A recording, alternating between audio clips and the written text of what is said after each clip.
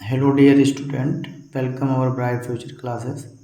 आज से हम लोग सॉल्यूशन चैप्टर के क्वेश्चन प्रैक्टिस करेंगे। उससे पहले हम लोग उसकी थोड़ी थोड़ी थ्योरी देखेंगे और थ्योरी में उसके फॉर्मूले देखेंगे। एक तरीके से बोला जाए तो हम लोग उसका शॉर्ट रिवीजन करेंगे और वन बाय वन चैप्टर करके सारे रिवीजन करेंगे, ठीक है। तो सबसे पहले हम लोग थोड़ा उसका थ्योरी देखते हैं। तो सबसे पहले क्वेश्चन ये उठता है, व्हाट इज़ सॉल्यूशन। तो हमें पता है कि दुनिया में कोई भी चीज़ें जो होती हैं प्योर नहीं होती, सभी क्या है, मिक्सर हैं। सभी लोग क्या है, मिक्सर हैं। और जैसा कि हम लोग पढ़ते हैं, मिक्सर जो होते हैं दो प्रकार के होते हैं, एक समांगी मिश्रण होते हैं और एक विषमांगी मिश्रण होते हैं।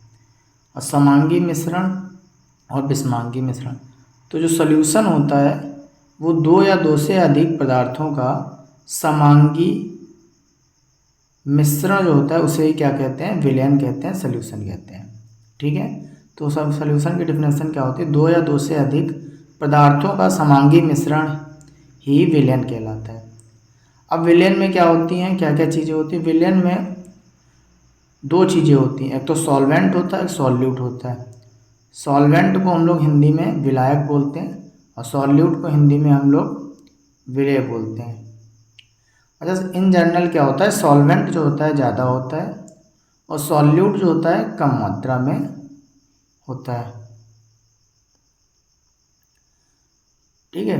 99% केस में आपको यही देखने को मिलेगा, सॉल्वेंट ज़्यादा होगा, सॉल्यूट कम होगा। अच्छा, जो सॉल्यूशन जो होता है वो सॉल्वेंट और सॉल्यूट के आधार पे बनाए जाते हैं। जैसे कि अभी जो हमारे सिलेबस में है वो बाइनरी सॉल्यूशन है। बाइनरी सॉल्यूशन का मतलब होता है द्विअंगी विलयन होता है। द्विअंगी विलयन का मतलब होता है हमारे पास एक सॉल्वेंट होगा और एक ही उसमें सॉल्यूट होगा।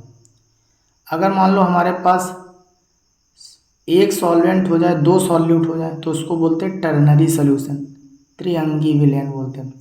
अब एक सॉल्वेंट हो जाए, तीन सॉल्यूट हो जाए, जैसे उसको बोलते हैं क्वाटरनरी सॉल्यूशन। फॉर एग्जांपल, जैसे कि हमने मान लो शरबत बनाना है, तो शरबत में पहले हमने चीनी डाली और वाटर डाला, तो चीनी हमारी क्या हो गई, सॉल्यूट हो गई, और वाटर क्या हो गया, सॉल्वेंट हो गया। चीनी सॉल्यूट और वाटर सॉल्वेंट, तो इसमें दो लोगों को मिलाया, दो कंपोनेंट डिजॉल्व किए हैं, तो ऐसे सोल्यूशन को हम लोग बाइनरी सोल्यूशन बोलेंगे। अब मान लो हमने वाटर सॉल्वेंट लिया और चीनी डाली, चीनी के साथ प्लस नींबू डाल दिया, तो बताओ सॉल्यूट कितने हो गए, दो हो गए, तो इसे टर्नरी सोल्यूशन बोलेंगे। अब मान लो उसमें वाटर लिया, चीनी डाल दी, प्लस नींबू डाल दिया, प्लस रूह अफ़ज़ा डाल दिया, तो कितने सोल्यूशन, तो कितने लोग हो गए, तीन लोग, चार लोग हो गए, सॉरी। तो चारों को मिला के बोलते हैं क्वाटरनरी सॉल्यूशन बोलते हैं। तो एक बात यहाँ पे याद रखने योग्य ये है कि सॉल्वेंट जो होता है हमेशा एक ही होता है, सॉल्यूट जो होते हैं एक से ज़्यादा होते हैं। सॉल्यूट क्या होते हैं, एक से ज़्यादा हो सकते हैं, लेकिन हमारे सिलेबस में बाइनरी सॉल्यूशन की चर्चा की गई है, ठीक है। जैसे कि तुम्हें कहीं पे लिखा हो एग्जाम्पल के पॉइंट ऑफ व्यू से कि हमारे पास 10% अल्कोहल के जली विलयन, 10% अल्कोहल का जली विलयन है, इससे क्या समझते हैं आप? तो 10% अल्कोहल के जली विलयन में आपको ऐसी चीज़ों को पढ़ना बहुत अच्छे से आना चाहिए। इसमें को अगर क्वेश्चन को आप अच्छे से हैंडल तभी कर पाओगे जब इनको पढ़ना जाए। तो 10% अल्कोहल के जली विलयन से मतलब होता है कि इसमें अल्कोहल जो है वो विलेय है और जल जो है उसमें विलायक है। मतलब उसे 100% में 10% अल्कोहल है तो 90% क्या है, वाटर है। ऐसे तुम्हें लिखा हो 10% वाटर अल्कोहल सोल्यूशन लिखाओ, 10% वाटर अल्कोहल सोल्यूशन लिखाओ, तो उसमें अल्कोहल जो है सॉल्वेंट है और जो वाटर है वो क्या है, सॉल्यूट है, ठीक है।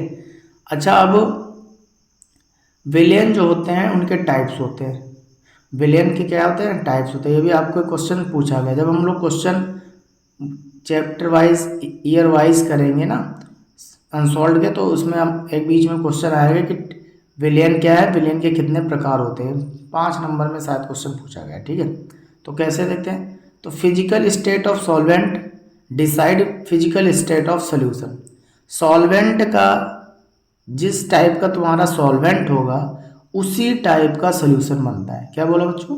जिस टाइप का आपका सॉल्वेंट होगा, मान लो आपका सॉल्वेंट सॉलिड है, अगर मान लो सॉलिड सॉलिड सॉल्वेंट है। अच्छा, सॉल्वेंट क्या होते हैं? सॉल्वेंट वो होते हैं जिनमें सॉल्यूट डिजॉल्व होते हैं, और सॉल्यूट क्या होते हैं? जो घुलते हैं, जो डिजॉल्व होते हैं उन्हें क्या बोलते हैं? सॉल्यूट बोलते हैं। जैसे शरबत है, तो शरबत में जो पानी है वो सॉल्वेंट है, और जो चीनी है वो सॉल्यूट है। ठीक है।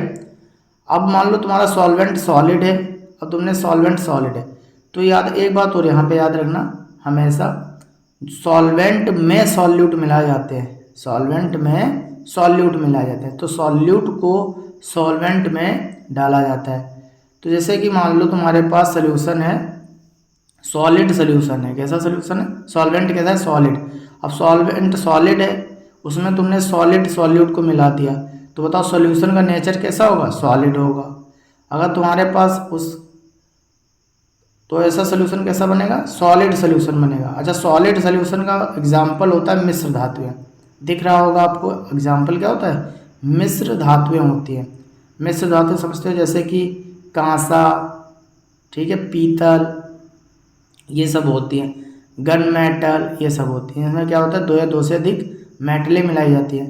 अब मान लो तुम्हारा सॉल्वेंट फिर से सॉलिड है, लेकिन उसमें तुम लिक्विड डाल रहे हो, तो नेचर ऑफ सोल्यूशन क्या होगा? सॉलिड ही होगा। नेचर ऑफ सोल्यूशन क्या होगा बच्चों? सॉलिड ही होगा। अब मान लो फिर से, तो उसके एग्जाम्पल क्या है? सोडियम के साथ पारा का अमलगम, सोडियम के साथ पारा का अमलगम, जो बहुत सारी मेटल जो होती हैं, देखो सोडियम क्या है? मेटल। मेटल क्या होती है? सॉलिड। और पारा क्या है? पारा मरकरी। मरकरी क्या होती है? मरकरी एक ऐसी मेटल है जो क्या होती है? लिक्विड होती है। क्या होती है? लिक्विड होती है। तो सोडियम के साथ पारा का अमलगम क्या होगा? सॉलिड लिक्विड्स, सॉलिड का लिक्विड में, तो ये भी सॉलिड सोल्यूशन की कैटेगरी में आएगा। अब सोडियम, अब सॉरी, सॉलिड को, सॉलिड में अगर गैस को मिला दिया जाए, सॉलिड को गैस में मिला दिया जाए, तो ऐसा सोल्यूशन क्या बनेगा? ये भी सॉलिड सोल्यूशन कहलाएगा। एग्जाम्पल है प्लेडियम का, प्लेडियम पर हाइड्रोजन का अधिशोषण। जो प्लेडियम होती है वो मेटल होती है, डी ब्लॉक की मेटल है प्लेडियम, उस पर हाइड्रोजन गैस, गैस को एब्जॉर्ब कर रहे हो, तो बताओ क्या होता है? अच्छा, यहाँ से एक ये भी क्वेश्चन तुम याद कर सकते हो, जो हाइड्रोजन गैस को अगर तुम्हें एब्जॉर्ब करना है, अधिशोषण करना है, तो तुम किस मेटल का यूज़ करोगे? प्लेडियम का यूज़ करोगे। तो ये किसका एग्जाम्पल है? सॉलिड सोल्यूशन का एग्जाम्पल है। अब मान लो तुम्हारा लिक्विड जो है, तुम्हारा जो सॉल्वेंट लिक्विड हो जाए, अब सॉल्वेंट लिक्विड है, उसमें अगर सॉल्वेंट लिक्विड है तो सोल्यूशन का नेचर कैसा रहेगा? लिक्विड ही रहेगा। मान लो लिक्विड में तुमने सॉलिड मिला दिया, तो कैसा? लिक्विड में सॉलिड का एग्जाम्पल क्या होता है? चीनी में जल का विलयन, चीनी में जल का विलयन। लिक्विड में लिक्विड मिला दो तो क्या बन जाएगा? लिक्विड सोल्यूशन बनेगा। जैसे जल में अल्कोहल, जिससे जल में अल्कोहल मिला देते हैं ना, जो जल होता है, उस वाटर होता है, उसमें क्या मिलाते हैं? उसमें अल्कोहल मिला दो तो लिक्विड सोल्यूशन बन जाएगा। और लिक्विड का गैस में, लिक्विड को किस में मिला दें? सॉरी, लिक्विड में हम लोग क्या मिला दें? गैस मिला दें, तो इसका एग्जाम्पल हो जाएगा वायु में जल वाष्प, वायु में जल वाष्प। अच्छा, अपने जो सिलेबस में है इस चैप्टर में, वो हमारा सॉल्वेंट हमेशा लिक्विड ही रहेगा। हमारा सॉल्वेंट क्या रहेगा? लिक्विड ही रहेगा। तो जो लिक्विड हम इस चैप्टर में हमारा सॉल्वेंट लिक्विड रहेगा। अब मिला क्या कह सकते हो? लिक्विड में है तो सॉलिड मिला सकते हैं, या लिक्विड में लिक्विड मिला सकते हैं, या लिक्विड में गैस मिला देंगे। जब लिक्विड में सॉलिड मिलाओगे या लिक्विड में लिक्विड मिलाओगे, तो इसके लिए हम लोग पढ़ेंगे राउल्ट लॉ। आप लोगों ने सुना होगा। इसमें क्या पढ़ेंगे? राउल्ट लॉ का हम लोग डिस्कशन करेंगे। ठीक है, राउल्ट लॉ का डिस्कशन करेंगे। ठीक है। और अगर लिक्विड में गैस को मिला रहे हो तो इसके लिए हम लोग पढ़ेंगे अलग से हेनरी लॉ। तो हमारे पास सिलेबस में अपने चैप्टर में लिक्विड सॉल्वेंट ही है। अब मान लो गैस है, अब मान लो ये गैस है, अब गैस में तुमने सॉलिड मिला दिया, गैस में सॉलिड मिला दिया। अच्छा, गैस सॉल्वेंट अगर गैस हो गया है तुम्हारा, तो बताओ सोल्यूशन का नेचर कैसा होगा? गैसियस ही होगा। अब गैस में सॉलिड मिला दो, तो इसका एग्जाम्पल होता है कपूर का गैस। देखो कपूर ठोस होता है, कपूर कैसा होता है? ठोस होता है। और गैस में मिला रहे हो तो बन जाएगा। इसमें याद करने कोई थोड़ा दिमाग लगाओ। कपूर ठोस होता है, और उसमें गैस में मिला रहे हो तो उसका वो एग्जाम्पल हो जाएगा। गैस में लिक्विड को मिला दो, गैस में लिक्विड को मिला दो तो सोडा वाटर समझते हो, सोडा वाटर जल में CO2। अब जल क्या है, लिक्विड है, ये सॉल्यूट हो गया, उसमें CO2 मिला दो तो सोडा वाटर एग्जाम्पल हो जाएगा गैस में लिक्विड का। अब गैस का गैस में वायु, गैस का गैस में वायु का हो जाएगा। ठीक है बच्चों, तो हमारे सिलेबस में मेनली क्या है, हमारा सॉल्वेंट लिक्विड रहेगा। अगर लिक्विड में सॉलिड मिला रहे हो तो क्या हो जाएगा, लिक्विड में सॉलिड मिला रहे हो और लिक्विड में लिक्विड मिला रहे हो, गैस को लिक्विड मिला रहे हो, तो हमें हमारे सिलेबस में इतने ही हैं। ठीक है, इसी के बारे में हम लोग पढ़ेंगे। इस चैप्टर में सॉल्वेंट हमेशा लिक्विड रहेगा, लेकिन उसमें हम सॉलिड को भी मिला सकते हैं, लिक्विड को भी मिला सकते हैं, गैस को भी मिला सकते हैं। ठीक है, अब हम लोग बढ़ते हैं आगे।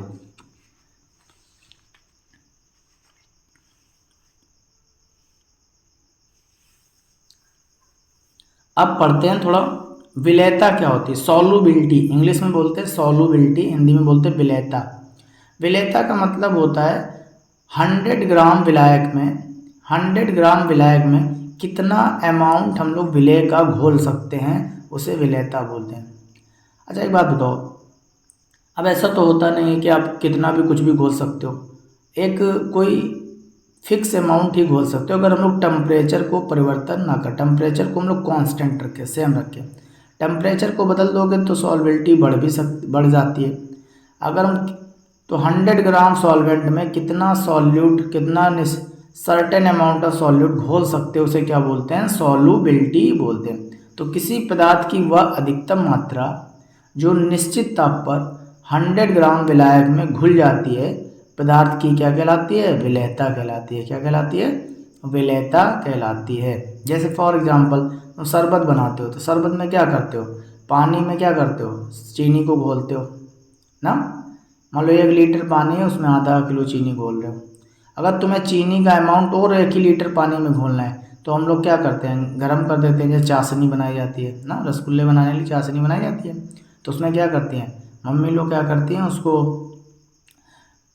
उसको टेम्परेचर दे देती हैं, हीट दे देती हैं, गैस पे रख देती हैं, गर्म करती हैं, उतने ही पानी में और ज़्यादा अमाउंट ऑफ चीनी को हम लोग डिसॉल्व कर सकते हैं। ठीक है, अच्छा अब एक वर्ड आता है कंसंट्रेशन, बहुत इंपॉर्टेंट है कंसंट्रेशन। सांद्रता क्या होता है, सांद्रता मतलब या तुम्हारे पास देखो सोल्यूशन है, उसमें क्या क्या है, सॉल्वेंट है प्लस सॉल्यूट है, सॉल्वेंट है प्लस सॉल्यूट है। अब सॉल्वेंट प्लस सॉल्यूट का कितना अमाउंट तुम डाल रहे हो, जो सॉल्यूट का जो अमाउंट होता है उसको हमें मेज़र करना होता है, नापना होता है। तो कोई कैसे उसको मेज़र करते हैं, उसको मेज़र करने के हमारे पास कई सारे मतलब कि मेजरमेंट पैमाने होते हैं। जैसे कि पहले कंसंट्रेशन समझते हैं, विलयन के यूनिट वॉल्यूम में उपस्थित विलय की मात्रा विलयन की सांद्रता कहलाती है।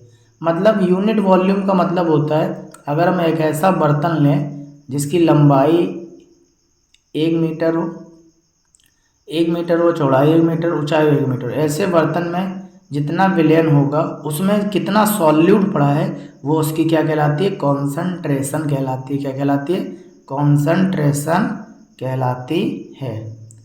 ओके बच्चों, अच्छा अब हम लोग इस कंसंट्रेशन की विलय कितना उपस्थित है उसको हम लोग कई सारे टर्म्स में पढ़ सकते हैं। एक तो पढ़ते हैं परसेंटेज के टर्म्स में, किसके टर्म्स में, परसेंटेज के टर्म्स में। ये सारे फॉर्मूले बहुत इंपॉर्टेंट हैं, आपको लर्न रखने पड़ेंगे।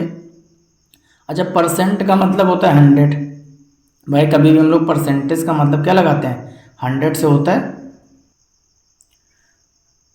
अब हम लोग पढ़ते हैं इन टर्म्स ऑफ परसेंटेज। तो एक होता है percentage by mass by mass, percentage by mass by mass. Percentage by mass में क्या होता है, 100 ग्राम सोल्यूशन में कितना बच्चों, 100 ग्राम सोल्यूशन में कितना विलय का अमाउंट ग्राम में डिसॉल्व है, उसे क्या बोलते हैं, परसेंटेज बाय परसेंटेज बोलते हैं। मान लो 100 ग्राम तुम्हारे पास सोल्यूशन है, उसमें कितना ग्राम विलय का डिसॉल्व है, उसे क्या बोलते हैं, परसेंटेज बाय परसेंटेज। इससे हम लोग क्या करते हैं, इसका फॉर्मूला क्या होता है, परसेंटेज बाय परसेंटेज बराबर फॉर्मूला होता है विलेय का द्रव्यमान अपॉन विलयन का द्रव्यमान, याद रखना विलेय का द्रव्यमान रखो ऊपर अपॉन विलयन का द्रव्यमान रखो, और परसेंटेज निकाल रहे हो तो क्या करेंगे हम लोग 100 से उसको मल्टीप्लाई करना पड़ेगा। अच्छा, द्रव्यमान अपॉन द्रव्यमान प्रतिशत को हम लोग मास परसेंटेज भी बोलते हैं। क्या बोलते हैं? मास परसेंटेज भी बोलते हैं। जैसे कि तुम्हारे पास दिया हो 10% मास परसेंटेज है, इसका मतलब क्या है? अच्छा, इसको पढ़ना आना चाहिए, क्वेश्चन में क्या होता है इसको पढ़ना आना चाहिए आपको। तो 10% मास परसेंट दिया है, परसेंटेज दिया है, तो इसका मतलब है कि हमारे पास 100 ग्राम सोल्यूशन में 100 ग्राम विलयन में 10 ग्राम विलेय के उपस्थित होते हैं। इसको पढ़ पाओगे? जैसे मान लो दे दिया जाए 10% मास 10% NaCl मास परसेंटेज, तो कैसे पढ़ेंगे? 100 ग्राम विलयन में 10 ग्राम NaCl के उपस्थित हैं, ऐसे पढ़ लोगे ना। अब दूसरा पढ़ते हैं आयतन बाय आयतन प्रतिशत। इसका क्या मतलब होता है? इसकी डिफिनेशन कैसे देंगे? 100 ml सोल्यूशन में क्या बोलेंगे? 100 ml सोल्यूशन में कितना ml विलेय का उपस्थित है। 100 ml सोल्यूशन में कितना ml विलेय का उपस्थित है, इसको क्या बोलते हैं? वॉल्यूम बाय वॉल्यूम परसेंट, या percent by volume by volume. इसका फॉर्मूला क्या होता है? कुछ ना करो, विलेय का आयतन ऊपर रख दो, विलेय का आयतन ऊपर रख दो अपॉन विलयन का आयतन इंटू 100, विलेय का आयतन अपॉन विलयन का आयतन इंटू 100 कर देंगे। वेरी इजी है। सब में देखो नीचे क्या रख रहा है? विलयन का आयतन, सब में विलयन का आयतन, सब में विलयन वर्ड रखा है, यहाँ विलयन का द्रव्यमान, भाई द्रव्यमान निकालो द्रव्यमान रखेंगे, आयतन निकालो तो आयतन है। जैसे कोई बोलते 10% आयतन बाय आयतन प्रतिशत का अर्थ क्या है, तो हम इसको कैसे पढ़ेंगे? इसको खोल के लिखो तो कैसे लिखेंगे? 100 ml वॉल्यूम में 100 ml वॉल्यूम के सोल्यूशन में 10 ml विलेय के उपस्थित हैं। इसको पढ़ना आना चाहिए कि इससे क्वेश्चन बहुत आए हैं। अगर आप इसको पढ़ नहीं पाओगे तो क्वेश्चन सॉल्व नहीं कर पाओगे। जब हम लोग आगे भी क्वेश्चन प्रैक्टिस करेंगे तो तुम्हें इसका इंपॉर्टेंस समझ में आएगा। ठीक, तो पढ़ना। मान लो ऐसे दिया हो 10% HCl volume by volume, V/V लिख देंगे तो इससे क्या समझते हो?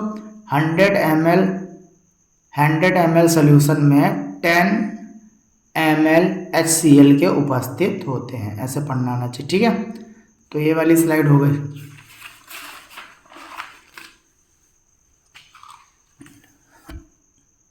अब पढ़ते हैं, देखो पहले हमने द्रव्यमान बाय द्रव्यमान पढ़े, आयतन बाय आयतन, अब दोनों को एक ही मिला दिया, द्रव्यमान अपान आयतन, द्रव्यमान अपान आयतन। इंग्लिश में बोलते हैं percent by mass by volume, percent by mass by volume. इसका मतलब क्या है? इसकी का डेफिनेशन लिखना चाहूँ, कैसे लिखोगे? 100 ml विलयन में क्या बोलेंगे? 100 ml विलयन में 100 ml विलयन में विलेय के ग्राम में जो संख्या होती है, विलेय के जो ग्राम में जो संख्या होती है, इसे क्या बोलते हैं? द्रव्यमान प्रतिशत बोलते हैं, द्रव्यमान प्रतिशत बोलते हैं। इसका फॉर्मूला क्या होता है? द्रव्यमान प्रतिशत बराबर होता है द्रव्यमान अपॉन आयतन प्रतिशत बराबर होता है विलेय का द्रव्यमान। देखो ऊपर क्या है? द्रव्यमान है, तो ऊपर विलेय का द्रव्यमान है, उधर नीचे क्या है? आयतन है, तो नीचे विलयन का आयतन होगा। और परसेंट निकाल लो, परसेंट निकालने के लिए 100 से मल्टीप्लाई किया जाता है।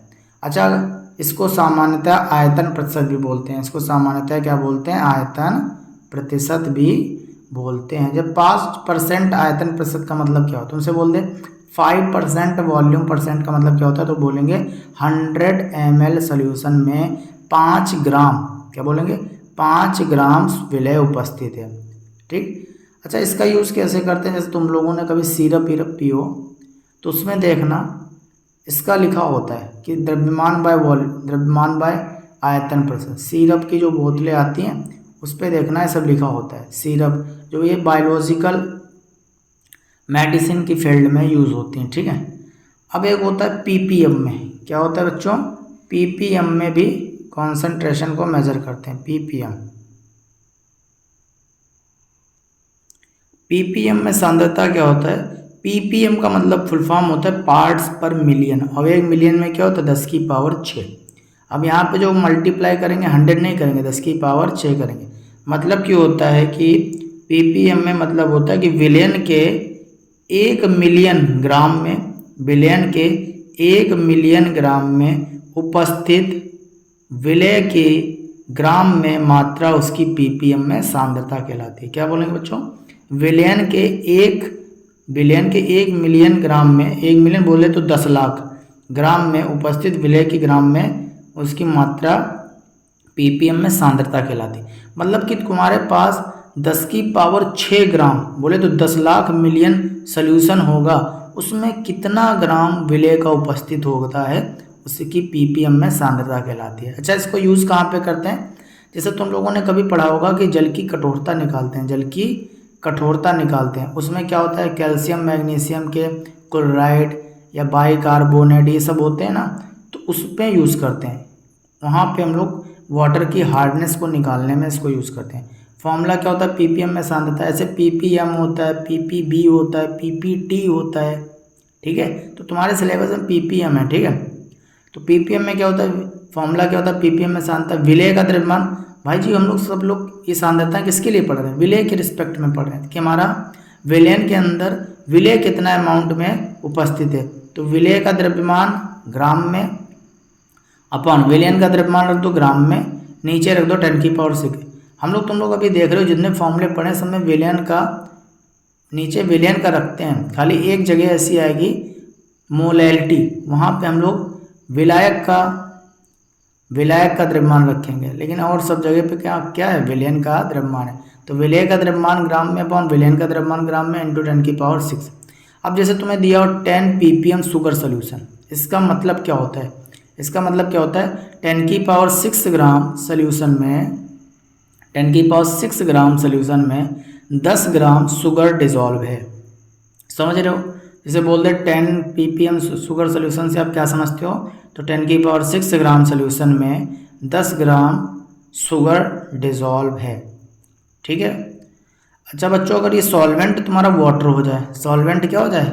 वाटर हो जाए। वाटर का मतलब जल, पानी हो जाए, तो पानी की जो डेंसिटी होती है तुम्हें याद होना चाहिए, फिक्स होती है 1 ग्राम पर ml। 1 ग्राम क्या होती है? पर ml होती है, या 1 ग्राम पर ml होती है, 1000 किलोग्राम पर मीटर क्यूब होती है। 1 ग्राम पर ml जो होती है CGS में होती है, और 1000 किलोग्राम पर मीटर क्यूब होती है, ये क्या होती है? MKS में होती है, ठीक है, ठीक है। अच्छा, डेंसिटी बराबर होता है मास अपॉन वॉल्यूम। अब देखो बच्चों, अब डेंसिटी बराबर मास अपॉन वॉल्यूम होता है। अब मान लो तुम्हें वेट ऑफ वाटर दिया है, वेट ऑफ वाटर जो होता है, जितना वेट ऑफ वाटर होता है वो वॉल्यूम ऑफ वाटर के क्या होता है? बराबर हो जाता है। बराबर कैसे हो जाता है? अब देखो डेंसिटी बराबर क्या होता है? डेंसिटी तो 1 है। अच्छा, केमिस्ट्री में क्या होता है? केमिस्ट्री में सारे के सारे मात्रक CGS में लिए जाते हैं। CGS का मतलब होता है वेट को ग्राम में रखेंगे, दूरी को सेंटीमीटर में रखेंगे, टाइम को सेकंड में रखेंगे। केमिस्ट्री में CGS में 99% केमिस्ट्री में CGS में यूनिट चलती हैं। और फिजिक्स में किस में रखते हैं? MKS में रखते हैं। मतलब कि दूरी को मीटर में रखेंगे, द्रव्यमान को किलोग्राम में रखेंगे, और टाइम को सेकंड में हम लोग रखेंगे, ठीक है। ये फिजिक्स में चलता है। अच्छा, MKS को ही SI मात्रक भी बोलते हैं। MKS को क्या बोलते हैं? SI मात्रक भी बोलते हैं, ठीक है। अच्छा, अब देखो डेंसिटी अगर 1 है वाटर की, अच्छा ये डेंसिटी जो 1 ग्राम पर ml होती है, ये 4 डिग्री सेंटीग्रेड टेम्परेचर पे होती है। कितने डिग्री टेम्परेचर पे होती है? और इसको आपको याद रखना पड़ेगा, ठीक है। क्वेश्चन में दिया है तो अच्छी बात है, नहीं दिया है तो आपको याद रखना पड़ेगा। ये 4 डिग्री सेंटीग्रेड टेम्परेचर पे होती है। अब डेंसिटी को 1 रख दोगे तो बताओ मास ऑफ वाटर है वो किसके बराबर हो जाएगा? वॉल्यूम ऑफ वाटर के बराबर हो जाएगा। तो उसी फॉर्मूले को, जो ऊपर वाला फॉर्मूला है ppm में सांद्रता है, उसको हम ऐसे भी लिख सकते हैं, विलयन का द्रव्यमान ग्राम में अपॉन विलयन का आयतन भी रख सकते हैं। किसमें? अगर ऊपर ग्राम में रख रहे हो तो नीचे ml में रख देना और 10⁶ कर देना। ऊपर अगर किलोग्राम में रख रहे हो तो नीचे किस में रखोगे? मीटर क्यूब में रखेंगे। किस में रखेंगे बच्चों? मीटर क्यूब में रख दें। विलयन का आयतन मीटर 10⁶ ये भी कर सकते हैं, ठीक है। अब एक वर्ड आता है स्ट्रेंथ। एक वर्ड आता है स्ट्रेंथ। स्ट्रेंथ को हिंदी में बोलते हैं शक्ति ग्राम प्रति लीटर। तो हम लोग कंसंट्रेशन को शक्ति ग्राम प्रति लीटर में भी व्यक्त कर सकते हैं। इसका मतलब क्या होता है? किसी विलयन के, कोई तुम्हारे पास विलयन है, किसी विलयन के 1 लीटर में कितने, 1 लीटर में जितने ग्राम विलेय के घुले होते हैं वह उसकी शक्ति, या अथवा लगा के लिख सकते हैं, या ग्राम पर लीटर में सांद्रता के बराबर होता है। ठीक है, ग्राम प्रति लीटर सांद्रता के बराबर होता है। इसका फॉर्मूला क्या होता है, शक्ति ग्राम पर लीटर में होती है, तो मतलब ऊपर ग्राम में रखेंगे, नीचे लीटर में, तो ऊपर विलेय की मात्रा ग्राम में रखेंगे अपॉन विलयन का आयतन काहे में रखेंगे, लीटर में रखेंगे। अच्छा, स्ट्रेंथ का यूनिट क्या हो जाएगा, शक्ति का यूनिट क्या हो जाएगा, ग्राम पर लीटर। अच्छा, 1 लीटर में 1000 ml होते हैं, क्या होते हैं, 1000 ml, तो सबको पता होगा। और उसी को 1000 cc भी बोलते हैं, क्या बोलते हैं, cc बोलते हैं, सेंटीमीटर cc बोलते हैं, और या उसी को 1000 सेंटीमीटर क्यूब भी बोलते हैं, 1000 सेंटीमीटर क्यूब भी बोलते हैं। ठीक है, तो ये आपके फॉर्मूले सारे लिखने हैं एक पेज पे। ठीक है, अब पढ़ते हैं हम लोग मोलरता। मोलरता क्या होती है, देखो जो फॉर्मूला होता है उसी से डिफिनेशन बनाई जाती है, जो फॉर्मूला होता है उसी से डिफिनेशन को हम लोग बनाते हैं। 1 लीटर सोल्यूशन में, 1 लीटर सोल्यूशन में विलेय के जो मोल उपस्थित होते हैं वो उसकी क्या कहलाती है, मोलरता कहलाती है। तो 1 लीटर विलेय में विलेय के मोलों की संख्या को क्या बोलते हैं, मोलरता बोलते हैं। तो मोलरता को हम लोग कैपिटल M से प्रदर्शित करते हैं। इसका फॉर्मूला होता है विलेय के मोल अपॉन विलयन का आयतन, रखेंगे लीटर में, याद रखना किस में रखेंगे, लीटर में रखेंगे। अच्छा, इसका यूनिट क्या होता है, विलेय के mole, mole upon litre, mole upon litre लिख सकते हैं, या इसे ही क्या लिख सकते हैं, मोलर भी लिख सकते हैं। क्या लिख सकते हैं बच्चों, मोलर भी लिख सकते हैं। अच्छा, ये टेम्परेचर डिपेंडेंट होती है, इंपॉर्टेंट बात है, तापमान पे निर्भर करती है। किस पे निर्भर करती है, तापमान पे। देखो जिस फार्मूले में वॉल्यूम आए, क्या बोला, जिस फार्मूले में वॉल्यूम आए, चाहे ऊपर आए चाहे नीचे आए, वो चीज़ें सारी की सारी टेम्परेचर पे डिपेंड करती हैं, सारी की सारी टेम्परेचर पे डिपेंड, वो चीज़ें सारी की सारी टेम्परेचर पे डिपेंड करती हैं। ठीक है, जैसे तुमने पहले पढ़ा मास बाय मास, बताओ मास बाय मास में वॉल्यूम आया, नहीं आया, तो बताओ टेम्परेचर पे डिपेंड करेगी, नहीं करेगी। दूसरा पढ़े वॉल्यूम बाय वॉल्यूम, वॉल्यूम जो आ ही रहे नाम ही में है, तो बताओ टेम्परेचर डिपेंड करेगी, यस डिपेंड करेगी। और दूसरा पढ़ा mass by volume, temperature depend करेगी, यस डिपेंड करेगी। चौथा पढ़ा स्ट्रेंथ, स्ट्रेंथ बताओ वॉल्यूम आया, बताओ टेम्परेचर पे डिपेंड करेगी, यस करेगी। मोलरता में वॉल्यूम आ रहा है, अरे विलयन का आयतन नीचे रख रहे हो, वॉल्यूम आ रहा है, बताओ टेम्परेचर डिपेंड करेगी, यस डिपेंड करेगी। अच्छा, मोल निकालने के अपने पास 3 फॉर्मूले हैं, कितने फॉर्मूले हैं, 3 फॉर्मूले हैं मोल निकालने के। तो मोल 3 तरीके से निकाल सकते हैं केमिस्ट्री में। अब ये ऊपर विलेय के मोल हैं, तो मान लो 3 तरीके कोई भी यूज हो सकता है। अगर तुम्हारा वेट ग्राम में दिया है तो वेट इन ग्राम रखो अपन मोलर मास।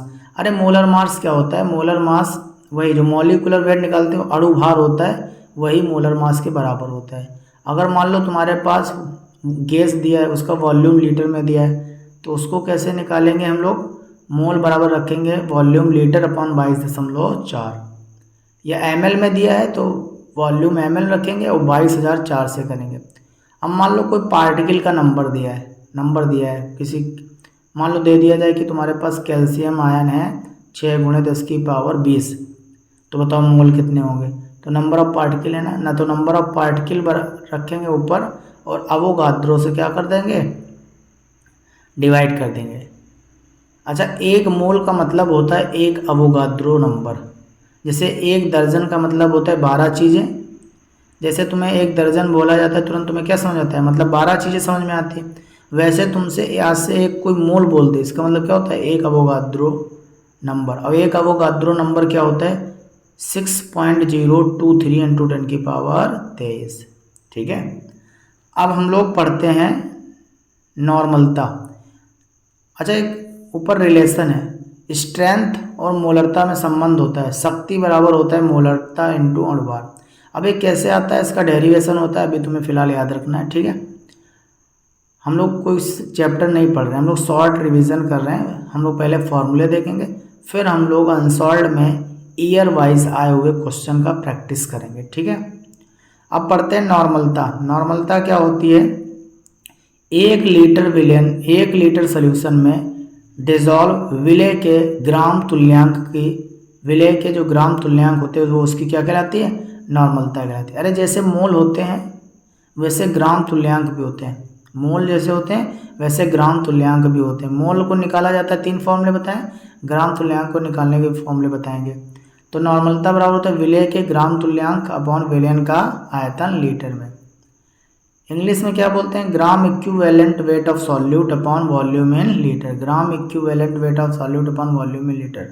अच्छा, ग्राम इक्विवेलेंट वेट बराबर क्या होता है, वेट ऑफ सॉल्यूट ग्राम में रखेंगे अपॉन इक्विवेलेंट वेट। बोलो बच्चों, वेट ऑफ, अब देखो इक्विवेलेंट वेट कैसे निकालते हैं, ग्राम इक्विवेलेंट वेट, जिसको हिंदी में ग्राम तुल्यांक बोलते हैं, वेट ऑफ सॉल्यूट ग्राम में अपॉन इक्विवेलेंट वेट।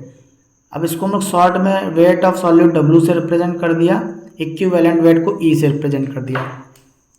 अच्छा, इक्विवेलेंट वेट कैसे निकालते हैं, molecular weight by valency factor, molecular weight by valency factor. तो molecular weight by valency factor, अब ये वैलेंसी फैक्टर क्या बला है इसको हम लोग समझते हैं। अच्छा, जैसे हम लोगों ने शक्ति का मोलरता के साथ संबंध पढ़ा, वैसे शक्ति का नॉर्मेलिटी के साथ संबंध होता है। शक्ति बराबर होता है नॉर्मेलिटी इनटू इक्विवेलेंट वेट। ई से क्या रिप्रेजेंट करते हैं, इक्विवेलेंट वेट। अच्छा, एक संबंध और होता है, नॉर्मलता बराबर होता है, एक रिलेशन याद रख लो, नॉर्मेलिटी बराबर होता है मोलैरिटी इनटू वैलेंसी फैक्टर। अब वैलेंसी फैक्टर कैसे निकालते हैं, वैलेंसी फैक्टर निकालने का तरीका क्या होता है, अगर एसिड है, क्या है, एसिड है, तो उसमें जितने भी रिप्लेसेबल H+ आयन होते हैं उसकी वैलेंसी फैक्टर होते हैं, रिप्लेस, या उसको बेसिसिटी ऑफ एसिड कहते हैं। ठीक है, जैसे HCl है, HCl में कितने हाइड्रोजन है, एक हाइड्रोजन है, तो वैलेंसी फैक्टर 1 हो जाएगा। HNO3 नाइट्रिक एसिड है, कितने हाइड्रोजन है, एक है, तो 1 हो जाएगा। HClO4 है, तो कितने हाइड्रोजन है, एक है, 1 हो जाएगा। एसिटिक एसिड है, कितने हाइड्रोजन है, एक है। कार्बन वाले हाइड्रोजन को नहीं देखते, जो हाइड्रोजन मोर इलेक्ट्रोनेगेटिव से लगे होते हैं, जैसे फ्लोरीन से लगे हों, ऑक्सीजन से लगे हों, नाइट्रोजन से लगे हों, उनको देखते हैं। तो यहाँ ऑक्सीजन से कितना हाइड्रोजन लगा, 1 लगा, तो वैलेंसी फैक्टर कितना हो जाएगा, 1 हो जाएगा। अब इसको देखो, इसको बोलते हैं ऑक्जेलिक एसिड, इसको क्या बोलते हैं, ऑक्जेलिक एसिड। ऑक्जेलिक एसिड का फॉर्मूला H2C2O4 या COOH सिंगल बॉन्ड COOH। तो कितने ऑक्सीजन से हाइड्रोजन लगे होते हैं, 2 लगे होते हैं, कार्बन से नहीं लगे हैं, हाइड्रोजन ऑक्सीजन से लगे हैं। ठीक, तो इसका बैलेंसी फैक्टर 2 होता है। अब यहाँ पे बड़ी इंटरेस्टिंग बात है, H3BO3, इसको बोलते हैं आर्थोबोरिक एसिड।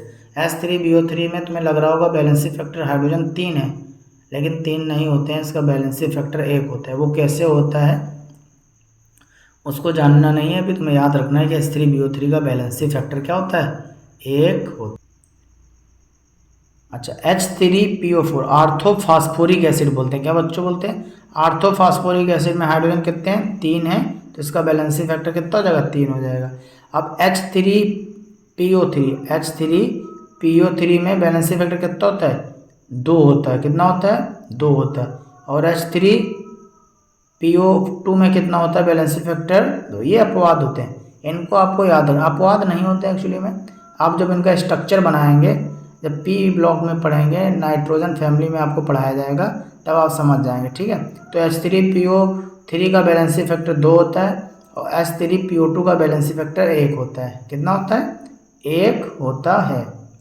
अच्छा, बेस का बैलेंसी फैक्टर क्या होता है, बेस का बैलेंसी फैक्टर होता है कितने OH माइनस आयन रिप्लेसेबल है, या उसे एसिडिटी ऑफ बेस भी बोलते हैं। जैसे NaOH में 1 OH है तो 1 हो जाएगा, KOH में 1 KOH है तो 1 हो जाएगा।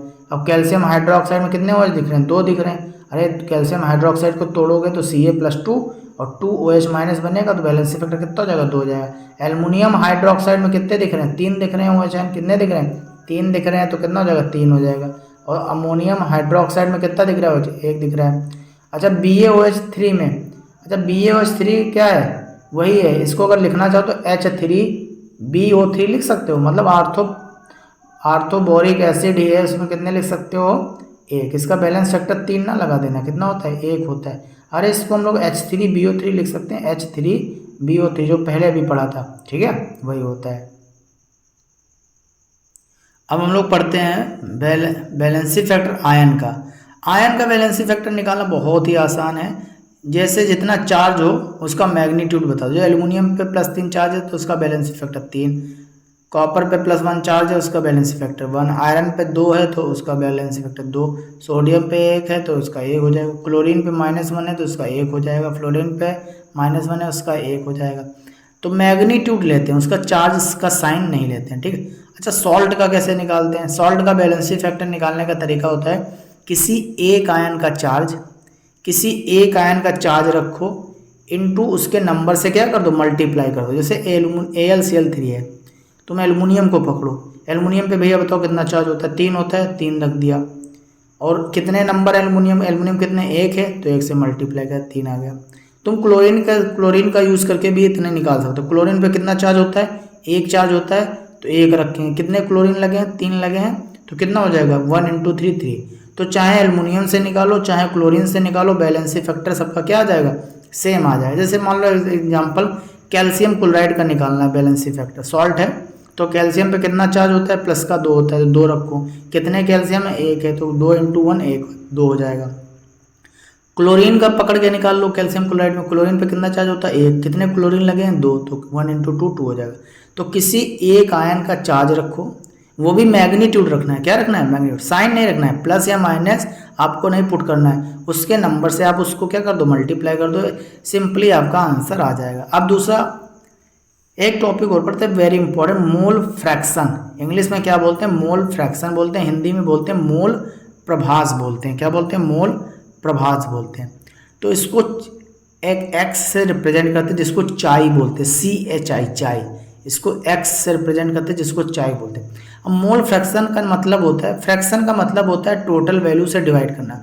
कभी भी फिजिक्स, केमिस्ट्री, मैथ में कभी फ्रैक्शन निकालना हो, फ्रैक्शन का मतलब होता है टोटल को क्या करना? डिवाइड करना। फॉर एग्जाम्पल, तुम्हारे पापा ने तुम्हें 10 रुपये दिए, तुम 3 लोग हो, 3 भाई बहन हो, बोला गया तीनों में बराबर बांट लो, तो कितना कितना पड़ेगा? तो तुम क्या करोगे? तो ऊपर 3 रखो, नीचे 10 से क्या कर दो? डिवाइड कर दो, उतना आ जाएगा। फ्रैक्शन का मतलब होता है कितना हिस्सा हो तुम्हारा, तीनों में एक का हिस्सा कितना है। जैसे मान लो एक विलेन है हमारे पास, उसमें विलय के मोल पड़े हैं, विलायक के मोल पड़े हैं। तो मोल फ्रैक्शन का सिंपल फॉर्मूला याद रखो, उसके मोल अपॉन टोटल मोल। क्या याद रखेंगे?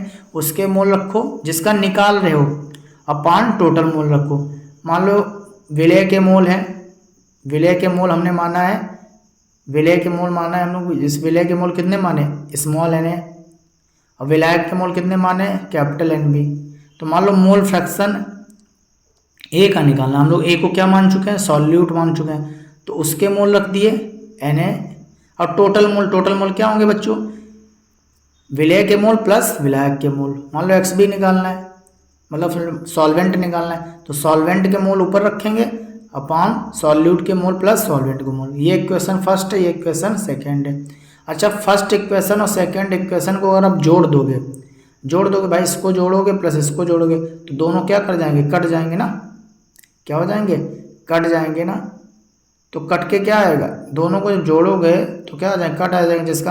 अच्छा, मोल फ्रैक्शन जो होता है वो हमेशा क्या होता है? 1 के बराबर होता है, कभी 1 से ज़्यादा नहीं हो सकता है। तो मोल फ्रैक्शन A, यहाँ पे सॉरी, यहाँ पे थोड़ा B लिखना चाहिए था, यहाँ पे B हो जाएगा, ठीक है। मोल फ्रैक्शन ऑफ A बोले तो mole fraction of solute plus mole fraction of solvent बराबर कितना होगा? 1 के बराबर आता है। यहाँ पे B लिख लेना, ठीक है, बाय मिस्टेक हो गया। अच्छा, मान लो अगर दोनों इक्वेशन को हम लोग डिवाइड करते हैं, mole fraction of solute upon mole fraction of solvent, जब डिवाइड करोगे तो NB नीचे वाले टर्म क्या हो जाएंगे? कट जाएंगे।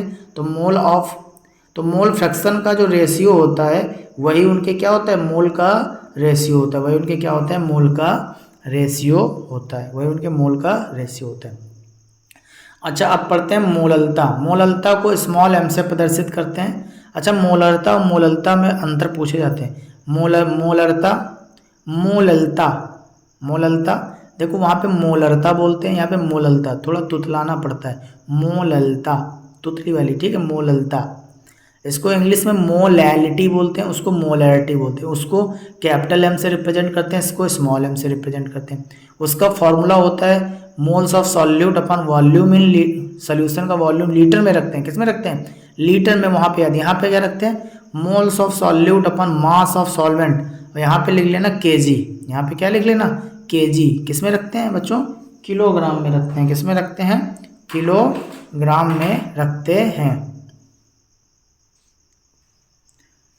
किलोग्राम में रखते हैं। तो इसका फॉर्मूला बहुत इंपॉर्टेंट है। यहाँ पे mole of solvent, mass of solvent रखेंगे। सारे जितने भी फॉर्मूले अभी तक हम लोगों ने पढ़े हैं उसमें क्या रखते थे, नीचे विलेन का विलेन रखते थे, सॉल्यूशन रखते थे, लेकिन इस फॉर्मूले में क्या रखते हैं, मास ऑफ सॉल्वेंट रखते हैं।